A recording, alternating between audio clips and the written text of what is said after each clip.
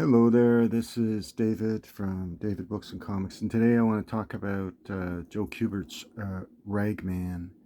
This is a comic book that came out in 1976, August, September, and the cover art, of course, is Joe Kubert, reminiscent of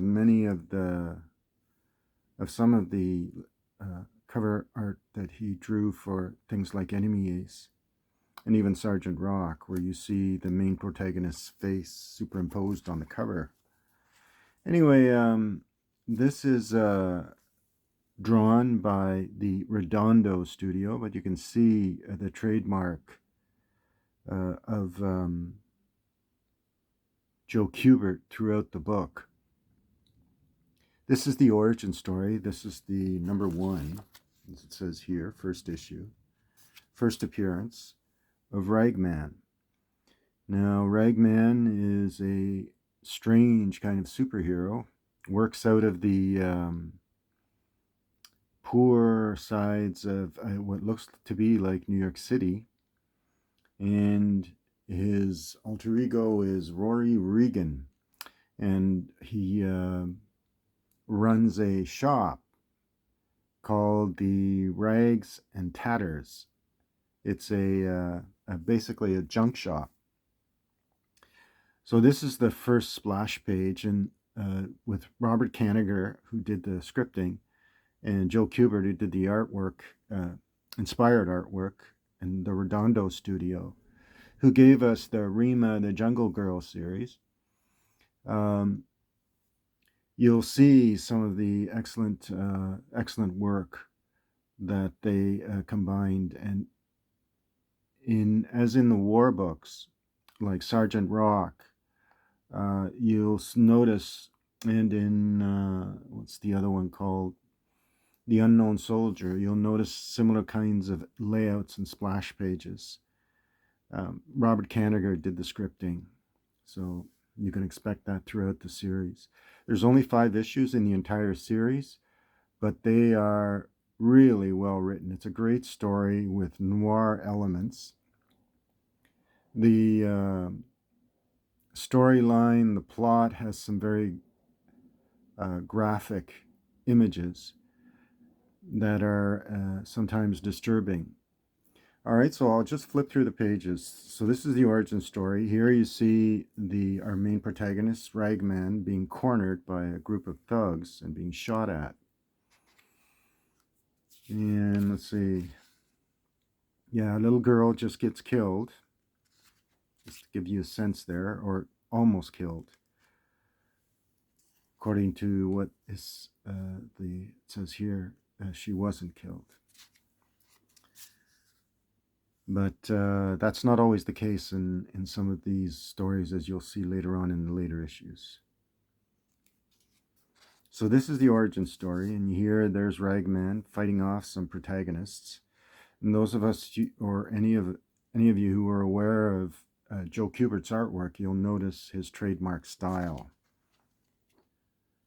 And there's this wonderful splash page image, and of course the image of someone literally falling to their death. As I said, it's a 30-cent comic book from the 70s, so even though it has the comics code, the approved comics code authority, what they allowed in those comic books from the post-1970s, mid-1970s and on, is a lot different from what they did in the early 70s up until the imposition of the comics code. So here's the setting of much of the story. It's in the Rags and Tatters, and much of the storyline takes place in that area of what looks to be New York City. And here you're introduced to a kind of social justice type theme, or a social conscience, I should say, type theme, where many people bring their expensive items or valuable items to them, and Rory Regan gives them a break, basically. And there we go. We're introduced to his supporting character. That's Betty Berg, who's a freelance photographer. Sort of like Peter Parker, I guess.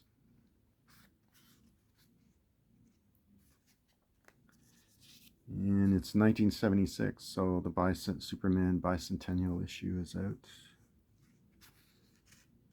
Nice cover of the Justice League. And there's, you're introduced to Rory Regan. Definitely, even though it's signed by Redondo Studio, I tend to see more of Kubert than I do of Nestor Redondo and his supporting cast of Filipino artists.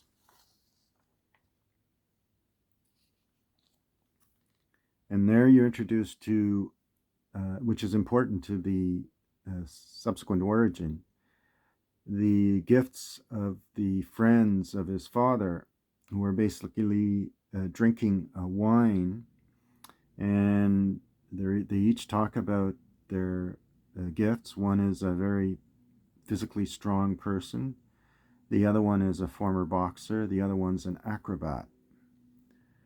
And they're basically, I don't like to use the term, but it's winos. So they're basically drinking alcohol on the street. And then what happens is somebody delivers a mattress, but the mattress is laced with money that adds up to, we find out later, over $1 million.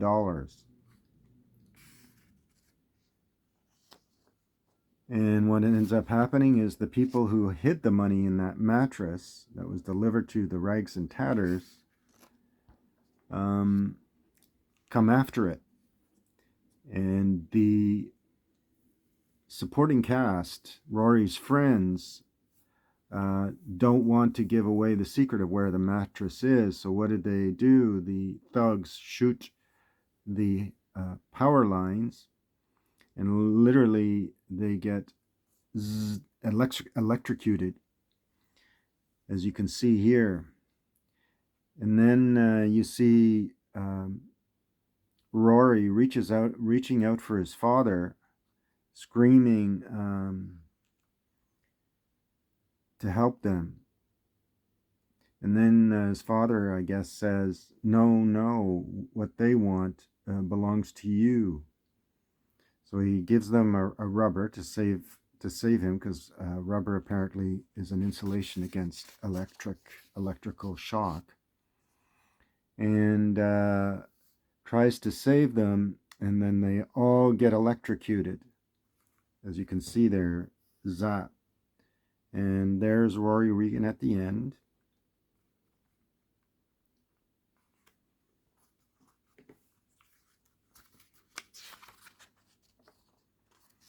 And of course they all die. But his father leaves him a costume. Happy birthday. Costume party. Betty's talking to you next, closet pop. So he leaves him a costume, and this is the costume he leaves him. So this is the end of part 1. The concluding chapter of The Origin of Ragman will appear in the next startling issue, on sale in the 4th week in July. So it actually, the origin story doesn't continue until actually the 5th issue, as we'll see later. So there's an editorial by E. Nelson Bridwell. All right, so that's that. So that's Ragman number 1. Number 2 is this, another Joe Kubert cover with an interesting artistic background. You can tell that's photoshopped, with the photographs of basically stitched rags.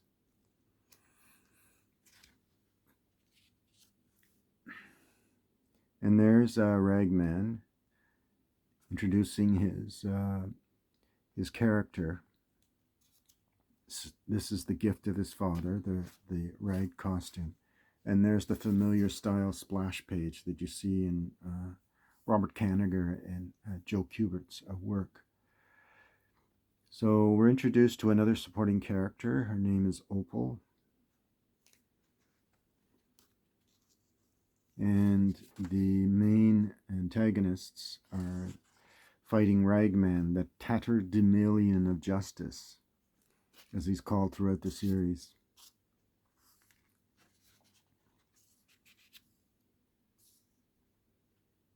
So there's a lot more gratuitous violence in the story, as atypified by the noir style of crime fiction. There's some beautifully drawn images, both by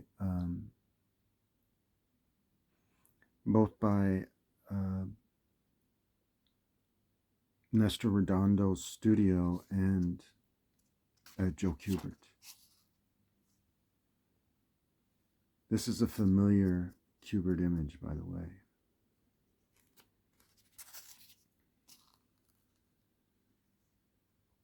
There's the shop. He's never, even though he's so close to these hidden dollars, he never discovers them.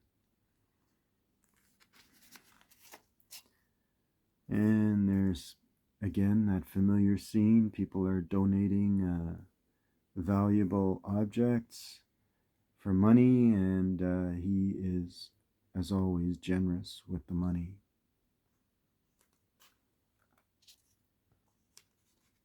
And there's a, thought I'd show you this. This is a picture of the New York Cosmos and Pele back in the day when I forget the name of the league. But anyways, before the MLS league, it was, I think, the North American Soccer League. Here we are introduced to Betty again, and the backdrop of the rags and tatters. As I said, much of the story takes place in that time period, in that area of New York City.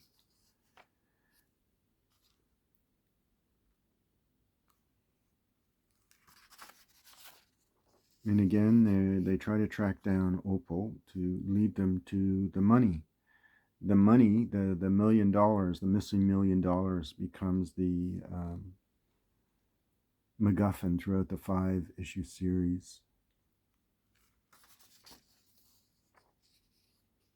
And there's a community ad featuring Superman.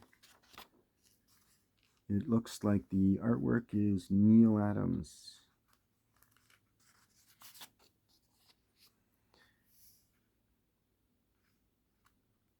And there's Ragman yanking the wheel off of a helicopter and driving it into the rotors, saving Opal's life. And there you go. That's issue number 2.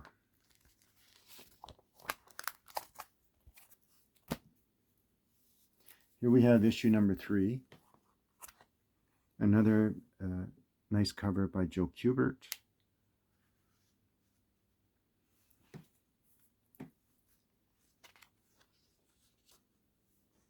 And we are introduced to another supporting character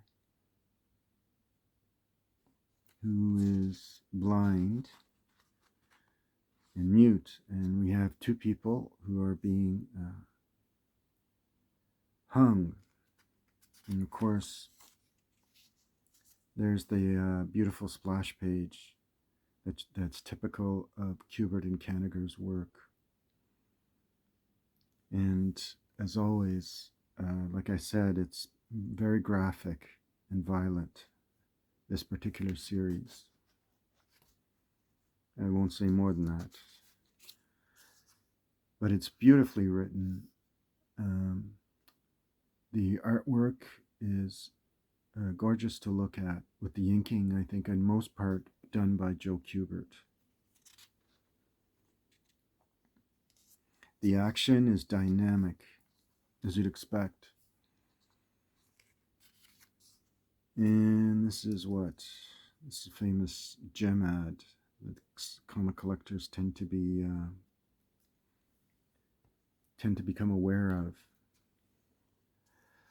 And here's one of the main supporting characters is introduced, and he is blind and mute, but he gives clues as to who these killers were. So Rory Regan takes him in to protect him, basically, from those bad guys. And then you get a little bit of background on Rory Regan, a retelling of the origin story. He fought in the Vietnam War. He's a Vietnam veteran. And he returns from the war to the rags and tatters shop that belonged to his father. And you can see these images are, as much as Redondo signed his name to this, you can see it's definitely Kubert who did the artwork. And you see these ads for Star Trek. I imagine these items, these posters, are worth quite a bit of money nowadays. The starship insignias, for instance, and the coin.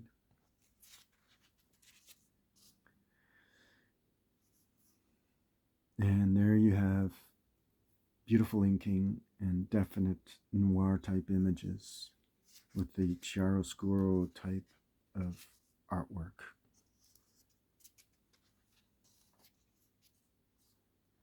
And again, you have very dynamic action. The tattered Damalion's lashing legs sends the remaining thugs flying. So as he was electrocuted, what basically happened is all of the gifts of the people who were electrocuted were transmuted, you could say, into the body of the Ragman, or Rory Regan, so that he has the powers, you could say, of each of the people who were electrocuted. That part is not really shared in the origin, it's just hinted at, basically. So they're going out to a Chinese festival, and pictures are being taken. We find out that he is an adopted child. He recognizes and smells, sniff, one of the bad guys, and draws attention to himself and the bad guys. And guess who comes out of nowhere, out of the darkness, is the tatterdemalion himself, Ragman. And then you have one of the main villains who rides around in a wheelchair with guns laced into the wheelchair.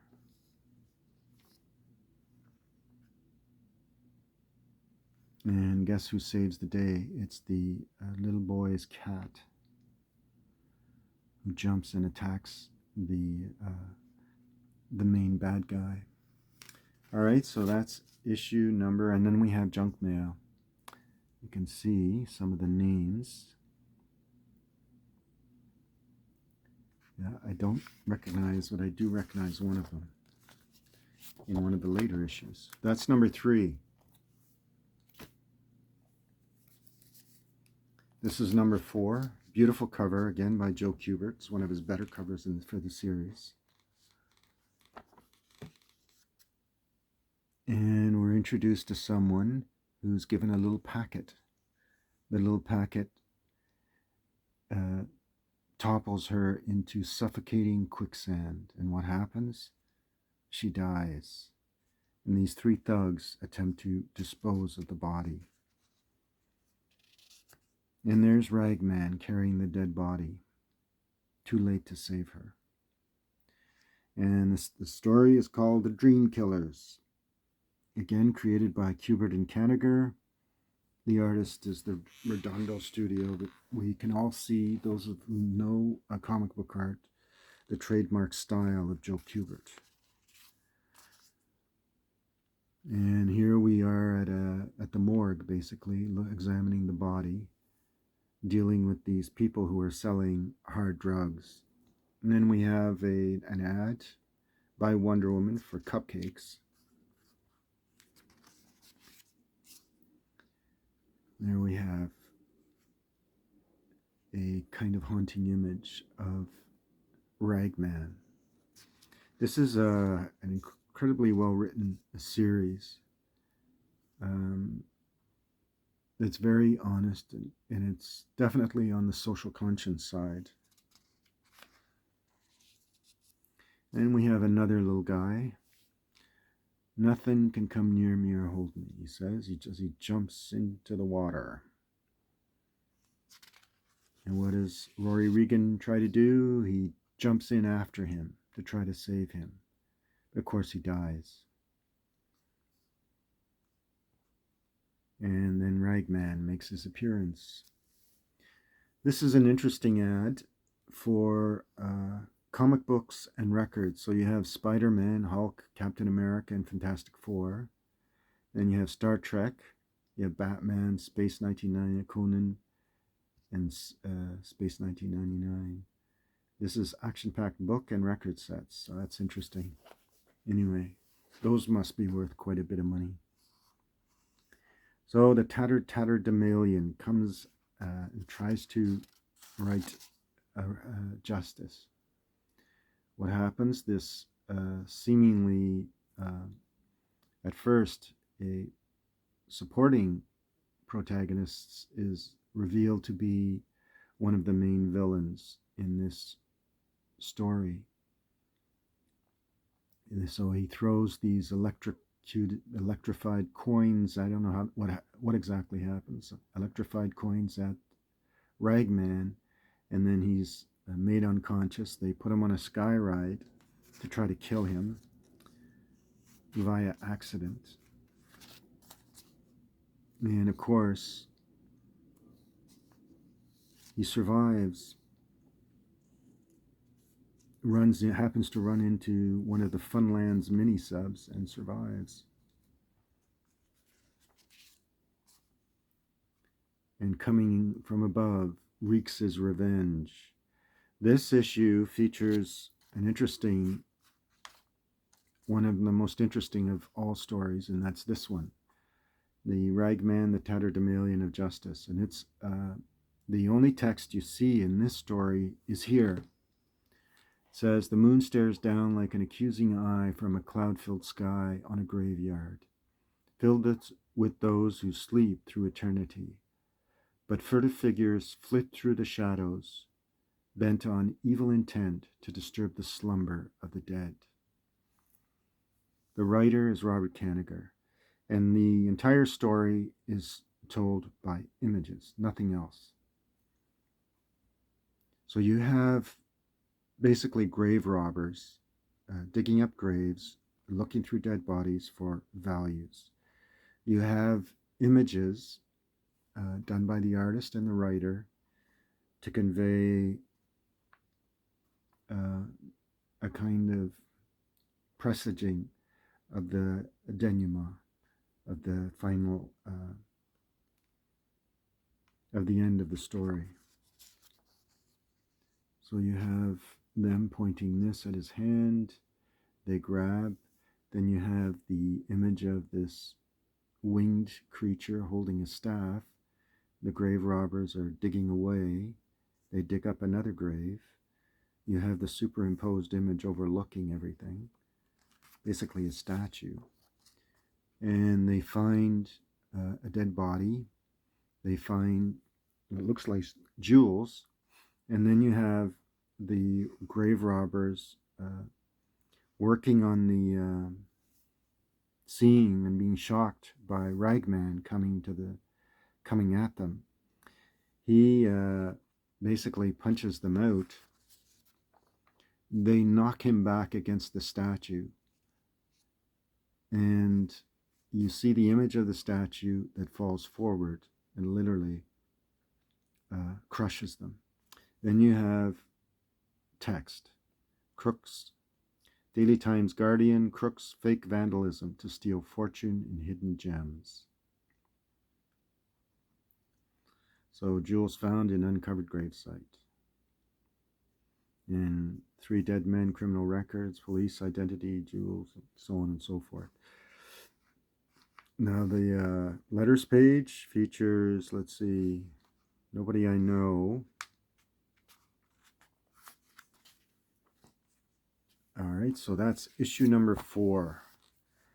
Ragman, the Dream Killers, Tatterdemalion of Justice.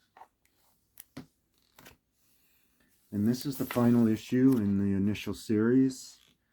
It has, the series has, or the character has again appeared in, I don't know, in the 2000s, I think. They did a series of these, of Ragman.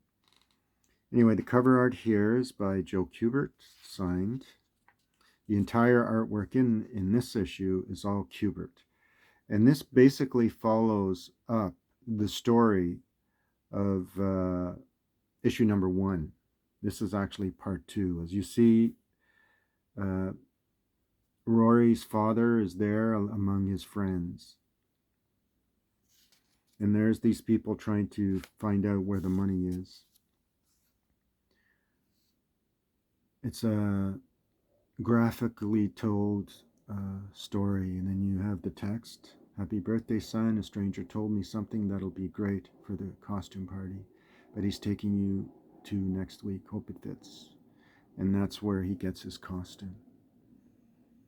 So this one is entirely by Joe Kubert and Robert Kanigher. And this is the second part of the first issue. Beautiful images, almost frighteningly beautiful images.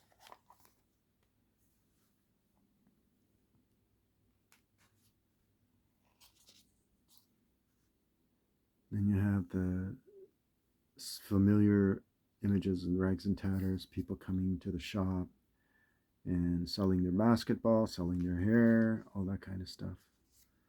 Then we have this image of money sticking out of a mattress, an old man using the mattress to keep himself warm. So the story takes place at what time period? So it's June, July. Anyway, so we're going to see the main villains in the piece, and then you have the setting of the main villains, the meat packers. You see hanging meat, and then you see dead bodies of people who disobeyed the main villain. And then you have the other villain in the piece, and that's this guy. He was introduced in a previous issue. He's the guy that that young boy, because he uses hairspray, the young boy kind of identified basically by the hairspray. And you have the a supporting character giving the young orphan a lucky coin.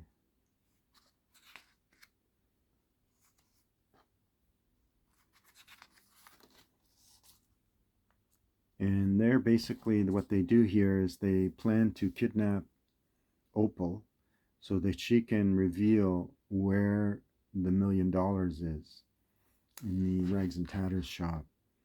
Of course, they kidnap her in the hope of attracting Ragman. And of course, he shows up right in the middle of the street. They try to drive into him. That's what happens. He jumps over, and disappears, ending up on top of the car. They shoot at him, but remarkably nothing touches him. However, Opal, who appears in, I think, the second issue of the series, gets shot. And begins to die. So what does the Ragman do? He sees the gun on the ground and unerringly aims it at one of the main antagonists, hitting him on the head. He smashes into a wall, killing them all. He attempts to take her to the hospital, and that's what he says to her. And there's the old fellow trying to warm himself up, set fire to the paper that was around to keep himself warm. And you have Betty saying, "Yes, Teddy, that's the man who gave you the good luck charm. Poor soul. Looks like he's freezing." So he complains that the fire is not hot enough. The blind and mute and orphan boy, his sense of touch identifies the mattress stuffing as paper. And you can see from the image that it's actually the money. So what does he do? He throws it into the fire to keep the old fellow warm. In comes this guy, the guy with the slick hair, wondering where his other co-antagonists are. And he notices that it's the money that's being put on fire. So what does he do? He goes crazy and puts his hand into the fire, burns his hands. Ragman basically takes him away from his hands, saying to him that he'll never use his hands again. And he doesn't notice it's just a nice burning fire. He doesn't know what's being burned. And then he takes the bad guy and walks away with him to prison, basically. And moments later, Betty returns and finds, "What happened? Who built this lovely fire?" "Last thing I knew, miss, it was sinking into a deep freeze, but the fire warmed me back to life." There you go. So that's the fate of the $1 million that was stuffed in a mattress. And we have the